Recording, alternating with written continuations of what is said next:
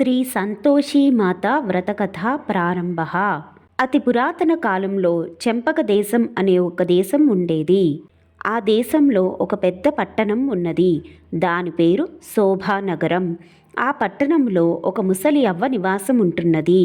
ఆ అవ్వకు 7 కుమారులు ఉన్నారు. ఇందులో 6 కొడుకులు మంచి సంపాదనాపరులు. కష్టపడి శ్రమటోడ్చి డబ్బు సంపాదిస్తున్నారు. ఆఖరివాడు శ్రీకరుడు బద్ధకస్తుడు, ఏమీ పని చేయడు, జులాయిగా ఆకతాయితనంగా తిరుగుతుంటాడు. అవ్వ 6 కొడుకులను ఎంతో గౌరవంగా సకల మర్యాదలతో చూస్తుంది. శ్రీకరుడు ఆదాయం లేనివాడు కనుక అతని సరిగా చూసేది కాదు. తక్కిన 6 మాత్రం సంపాదనా పరులు కనుక వారికి పంచభక్ష పరవాన్నాలు తయారు చేయించి పెట్టేది. అన్నలు తినగా మిగిలినవి శ్రీకరుడికి పెట్టేది. పాపం శ్రీకరుడు మారు మాట్లాడకుండా పెట్టిన దాంతో సరిపెట్టుకునేవాడు. తల్లి సరిగా చూడకపోయినా బాధపడకుండా శ్రీకరుడు అలానే జీవితాన్ని నెట్టుకొస్తున్నాడు. కొంతకాలానికి 7 కొడుకులు వివాహాలు అయ్యాయి. 6 కుమారులు తన భార్యలతో సుఖంగా కాపురాలు చేసుకుంటున్నారు. చిన్నవాడైన శ్రీకరుణ్ణి మాత్రం ఆదాయం లేనివాడు కనుక వివాహం అయిన తరువాత కూడా చిన్నచూపుగానే చూస్తున్నారు. శ్రీకరుడికి పెట్టగా ఆ మిగిలిపోయినవే అతని భార్యకు కూడా పెడుతూ ఉండేది ఆ అవ్వ. అలాగే కాలాన్ని నెట్టుకొస్తున్నాడు శ్రీకరుడు. అవ్వ చేస్తున్న పనిని అంతా శ్రీకరుడి భార్య కళ్యాణి గమనించింది. ఒకనాడు ఏదో సందర్భంలో శ్రీకరుడు తన తల్లిని తెగ పొగుడుతున్నాడు. మా అమ్మకు నేనంటే ఎంతో ప్రేమ, నన్నెంతో గౌరవంగా చూస్తుంది అని చెబుతుంటే కళ్యాణికి ఒళ్ళు మండింది. నాథ, మీ అమ్మగారు మిమ్మల్ని బాగా చూస్తున్నారని పొంగిపోనవసరం లేదు. ఆవిడ చేసే తతంగం చూస్తే అలా మాట్లాడరు అని అన్నది. ఏమి చేస్తున్నది అన్నాడు శ్రీకరుడు. నేను చెబితే మీకు తలకెక్కదు, మీరు స్వయంగా చూస్తేనే అర్థమవుతుంది అని అంది. అలానే చూస్తాను, తేడా జరిగిందో నీ పని పడతా అంటూ కళ్యాణిని బెదిరించాడు. నాటి నుండి శ్రీకరుడు తల్లి చర్యలను గమనించసాగాడు. ఒకనాడు అన్నలు 6 రాగానే వాళ్ళ ఆదాయాన్ని తీసుకుని వారికి పంచభక్ష పరవాన్నాలతో విందు ఏర్పాటు చేసింది. 6 వడ్డన చేసింది. శ్రీకరుణ్ణి అసలు పట్టించుకొనలేదు. శ్రీకరుడు అంతా గమనిస్తూనే ఉన్నాడు. అన్నలు వదినలు సుష్టుగా విందారగించి వెళ్ళిపోయారు. వాళ్ళు వదిలివేసిన వాటిని ఏరి ఒక చోట పెట్టి నంగనాచిలా శ్రీకరుడి వద్దకు వచ్చింది ఆ అవ్వ. బాబు శ్రీకర, అందరి భోజనాలు అయిపోయాయి, మీరు ఇద్దరే ఉన్నారు, వచ్చి భోంచేయండి అంది అవ్వ.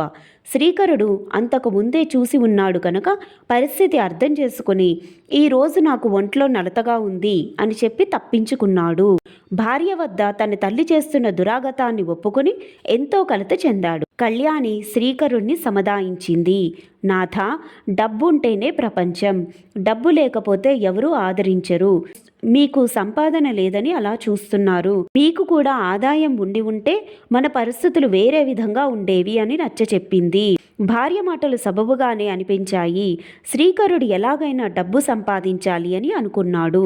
ఒక రోజున తల్లిని సమీపించి, అమ్మా, నేను ధనార్జనే ధ్యేయంగా పెట్టుకున్నాను, అందు నిమిత్తమై పొరుగు దేశానికి వెళ్ళాలనుకుంటున్నాను అని అన్నాడు. బాగా డబ్బు సంపాదించి తిరిగిరా నాయనా అంది ఒక మనిషి తగ్గినా మంచిదన్నట్టుగా. భార్యను సమీపించారు శ్రీకరుడు.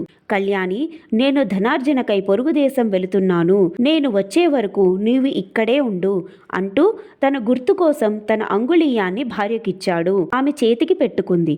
అనంతరం శ్రీకరుడు పొరుగు దేశానికి వెళ్లి ఉద్యోగాన్వేషణ మొదలుపెట్టాడు. చివరకు ఒక పట్టణంలో ఒక వ్యాపారి శ్రీకరుడు ఆవేదనను అర్థం చేసుకుని ఉద్యోగం ఇచ్చాడు. ఆ ఉద్యోగంలో ఎంతో నమ్రతగా, తెలివిగా, నమ్మకస్తుడిలా పనిచేయడం మొదలుపెట్టాడు శ్రీకరుడు.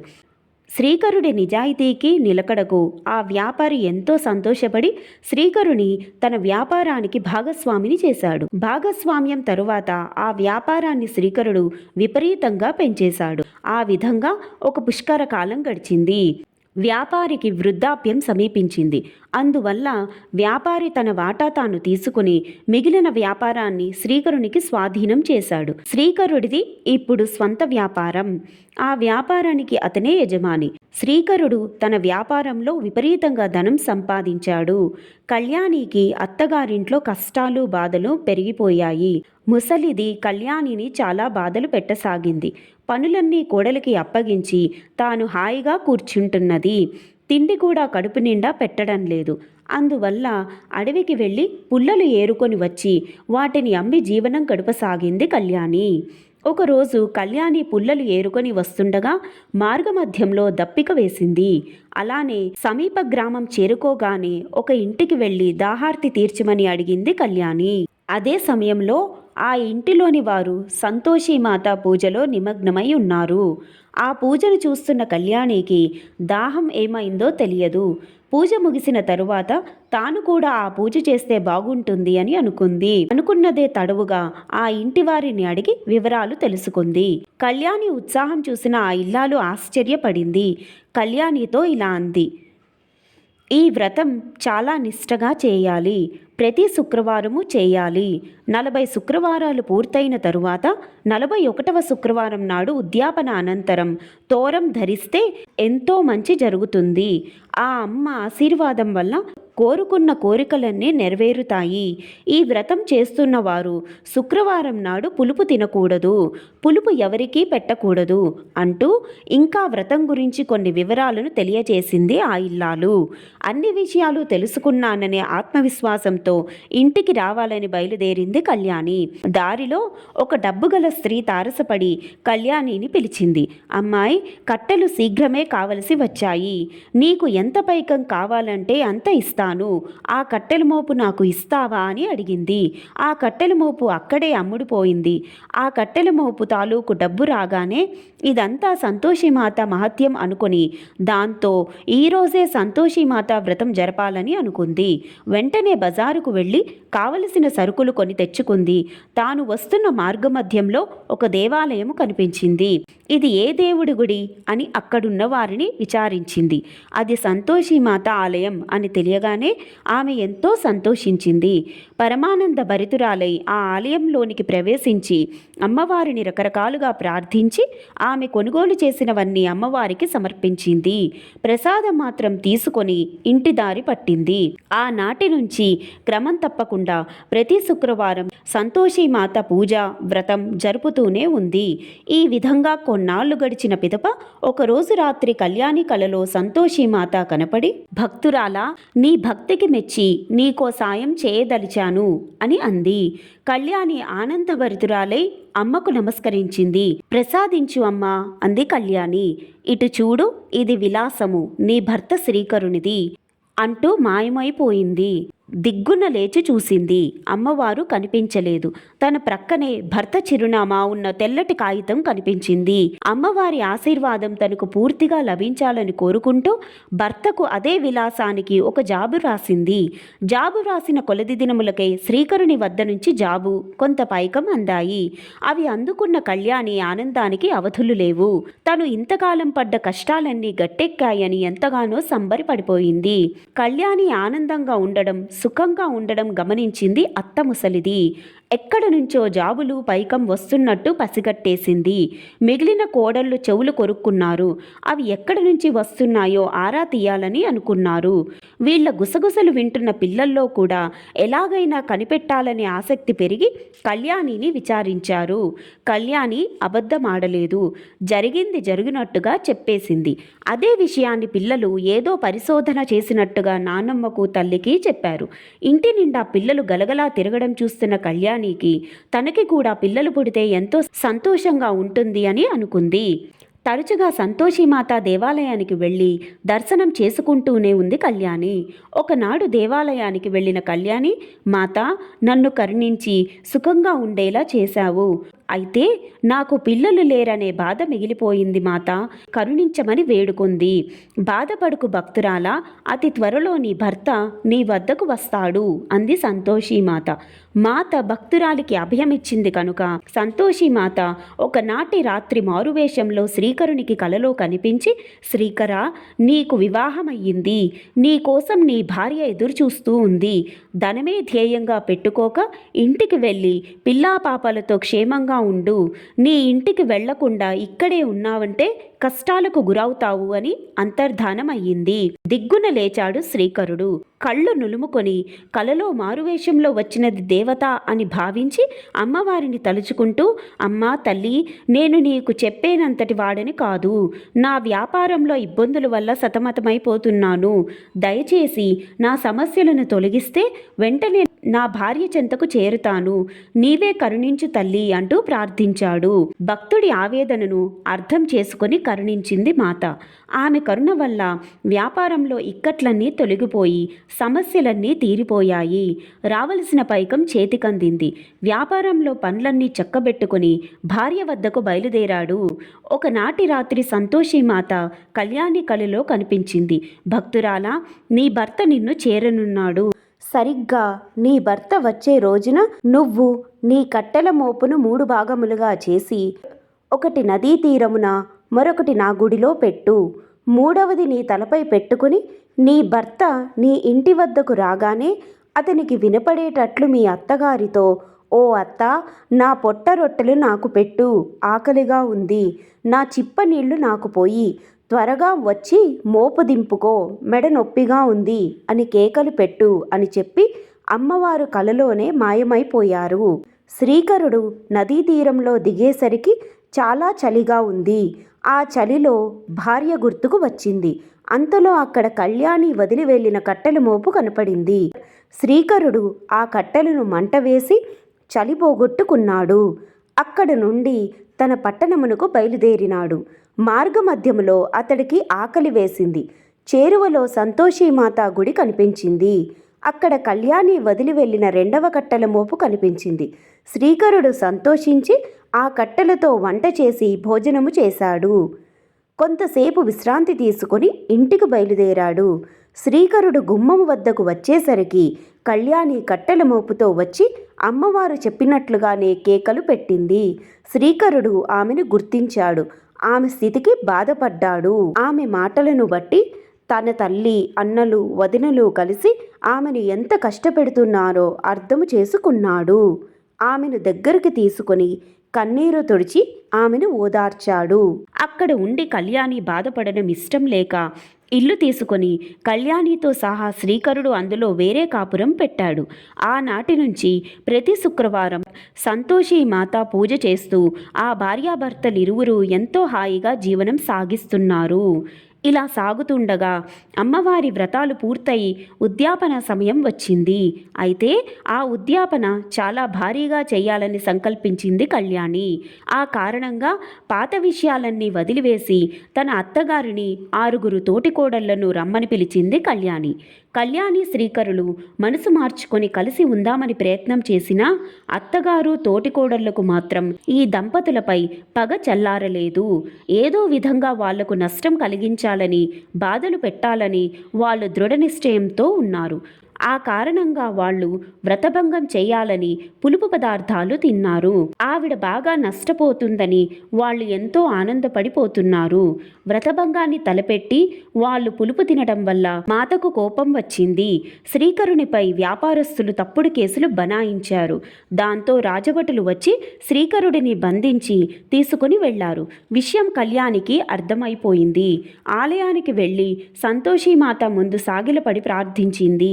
తన భర్తను విడిపించమని, తనను కష్టాల నుంచి తప్పించమని వేడుకొని కన్నీరు మున్నీరుగా ఏడ్చింది. భక్తురాలి ఆవేదనను అర్థం చేసుకున్న ఆ తల్లి కళ్యాణిని కనికరించింది. వెంటనే శ్రీకరుడు విడుదలై ఇల్లు చేరుకున్నాడు. ఏదో విషయం మాట్లాడడానికి రాజభటులు పిలిపించారని, తాను ఏదో పన్నులాంటిది కట్టానని, ఏమీ బాధపడనవసరం లేదని కళ్యాణిని సముదాయించాడు. అర్థం చేసుకునే భార్య కనుక అర్థం చేసుకుంది. ఆనాటి నుండి ఇద్దరూ ఎంతో అన్యోన్యంగా జీవనం సాగిస్తున్నారు. సంతోషి మాతకు కళ్యాణిపై ఏదో అనుమానం వచ్చింది. పరీక్ష పెట్టాలని మారువేషంలో వచ్చింది. చూడడానికి చాలా వికృతాకారంగా ఒంటి నిండా ఈగలు ముసురుతున్నాయి. పిచ్చిదానిలా భిక్షగత్తెలా కనిపించి కళ్యాణి ఉన్న వీధికి వచ్చింది. ఆ సందులోని పిల్లలంతా గేలి చేస్తూ బూచి రాకాసి అంటూ అరవసాగారు. కర్రలతో కొట్టసాగారు. వాళ్ళు విసిరిన రాళ్ళు కర్రలు కళ్యాణి అత్త మీద తోటికోడళ్ల మీద పడ్డాయి.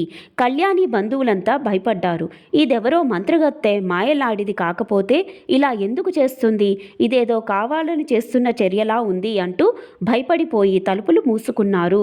ఇదంతా తిలకిస్తున్న మాత ఆ తలుపుల వైపు తీక్షణంగా చూసింది. అప్పుడు పెద్ద గాలిలతో వర్షం కురిసింది. ఆ గాలి తాకిడికి ఇంటి తలుపులు బడాలను తెరుచుకున్నాయి. ఇంటి పైకప్పు లేచిపోయింది. ఇంట్లోని కుటుంబ సభ్యులు ఊగిపోతున్నారు. పైకి ఎగిరిపోయినట్టు అయిపోయారు. అయ్యయ్యో అయ్యయ్యో అంటూ గావు కేకలు మొదలుపెట్టారు. ఈ శబ్దాలకు ఆర్తనాథాలకు కళ్యాణి ఏం జరిగిందో చూద్దామని వచ్చింది. సందుకు ఎదురుగా మారువేషంలో ఉన్న అమ్మవారిని చూసింది. ఆమె సంతోషిమాత అయి ఉంటుందని ఊహించింది. వెంటనే కళ్యాణి ఆమె కాళ్లను తన కళ్ళకద్దుకొని, మాతా ఆపద్బాంధవి, నాకు తెలుసు నీవెవరో నేను గ్రహించాను. మాపై దయచూపి వాళ్లను కాపాడు. నాకు నీలాప నిందలు రానీయకు అంటూ ఎంతో నమ్రతగా అనునయంగా వేడుకుంది. అమ్మవారు అనుగ్రహించి సంతోషంగా మాయమైపోయింది. ఆ తరువాత పరిస్థితి చక్కపడింది. ప్రశాంత వాతావరణం నెలకొంది. ఇలా భీభత్సం జరిగిన కళ్యాణి బంధువులకు అమ్మవారి మీద సరైన అవగాహన రాలేదు. అమ్మవారి మీద భక్తి కలగకపోగా శ్రీకరుడు కళ్యాణిపై పగ మరింత పెరిగింది. వాళ్ళను ఎలాగైనా పాడు చేయాలని, అవసరమైతే చంపాలని కూడా చూస్తున్నారు. ఒకసారైతే ఆమె తోటికోడళ్ళు కళ్యాణికి విషం ఇవ్వటం కూడా జరిగింది. అది త్రాగబోతుండగా అమ్మవారి దయ ఉంది కనుక ఆ సమయానికి భర్త పిలిస్తే వెళ్ళిపోయింది. అది అలా తప్పిపోయింది. ఇంతలో వాళ్ళ పిల్లల్లో ఒకడు ఆ పాలను త్రాగి అరుస్తూ గగ్గోలు పెడుతూ చనిపోయాడు. కుర్రాడి తల్లి కుర్రాడికి కళ్యాణే విషం ఇచ్చి చంపివేసిందని పుకారు లేపింది. దాంతో ఊరందరికీ తెలిసిపోయింది. ఊరిలోని వారందరూ శ్రీకరుడి దంపతుల గురించి చెడుగా మాట్లాడుకున్నారు. హత్యా నేరం తమ మీద పడిందని ఆ దంపతులు కృంగిపోయారు. అయినా భారాన్ని ఆ మాత మీద పెట్టుకున్నారు. అమ్మ దయ చూపింది. కుర్రాడు బ్రతికాడు. ఆ దంపతులను తిడుతున్న మాటలు విన్న ఆ కుర్రవాడు వాళ్లను అనవసరంగా ఆడిపోసుకోకండి, నాకు ఎవ్వరూ విషం ఇవ్వలేదు, నేనే స్వయంగా త్రాగాను, అనవసరంగా పిన్నిని నిందించకండి, ఆమెకు అసలు ఏమీ తెలియదు అని అన్నాడు. దాంతో శ్రీకరుడి దంపతులకు ఏమీ తెలియదని అందరికీ అర్థమైపోయింది. అయితే ఆ కళ్యాణిపై హత్యా ప్రయత్నం ఎవరు చేశారు అనేది ప్రస్తుత సమస్య అయిపోయింది. అందులో విషం ఎవరు కలిపారో ఎలాగైనా తెలిసిపోతుందని, త్వరలో కనిపెట్టేస్తారని తోడికోడళ్లలో ఒక ఆమె నిజం ఒప్పుకొని కళ్యాణిని క్షమించమంది. ఎన్నో రకాలుగా బ్రతిమిలాడుకుంది. కళ్యాణి క్షమించి ఊరుకుంది. అయినా నేను క్షమించి ప్రయోజనం ఏముంది, అన్నీ ఆ మాత చూసుకుంటుంది, కాబట్టి సంతోషి మాతను ప్రార్థించు, మంచి జరుగుతుంది అని అన్నది కళ్యాణి. ఇంట్లో వారందరూ సంతోషి మాత దేవాలయానికి వెళ్ళారు. ఆ కుటుంబం అంతా అమ్మను ప్రార్థించారు. జై జై సంతోషి మాత, జయ జయ సంతోషి మాత అంటూ పాటలు కట్టి భజనలు చేయడం ప్రారంభించారు. ఆనాటి నుంచి ఈనాటి వరకు కుటుంబమంతా కలిసి ఉంటున్నారు. ఒక మంచి శుక్రవారం ఎన్నుకొని 7 తోటికోడళ్ళు ఒక్కమ్మడిగా సంతోషిమాత వ్రతం జరుపుకున్నారు. ఆ సమయంలో పిల్లలు పుల్లటి పదార్థాలు పెట్టమని అడిగారు. వ్రతభంగం అవుతుందని తోటికోడళ్ళు పిల్లలకు పులుపు పెట్టలేదు. తీపి పండ్లు సమర్పించి అమ్మవారి ఆశీర్వాదం పొందారు. ఆ తరువాత కొన్నాళ్లకు కళ్యాణి తల్లి కాబోతున్నదని తెలిసి అందరూ ఎంతో సంతోషించారు. ఒక శుభముహూర్తాన పండంటి బిడ్డను కన్నది. అది అమ్మ కరుణా కటాక్షంగా భావించి ఆ కుమారుణ్ణి అల్లారుముద్దగా పెంచుతున్నారు. క్రమం తప్పకుండా శ్రీకరుని దంపతులు సంతోషిమాతను పూజిస్తూనే ఉన్నారు. అందువలనే ఆ దంపతులు సకల సౌభాగ్యాలతో ఆనందంగా జీవనం గడుపుతున్నారు. ఈ కథ తెలిసిన వారు తెలిపిన వారు కూడా ఆ తల్లి కరుణా కటాక్షాలు పొంది ఆనందంగా సంతోషంగా ఉంటారు అనటంలో అతిశయోక్తి లేదు. శ్రీ సంతోషిమాత వ్రతకథ సమాప్తః. శ్రీ సంతోషిమాత దేవతార్పణమస్తు.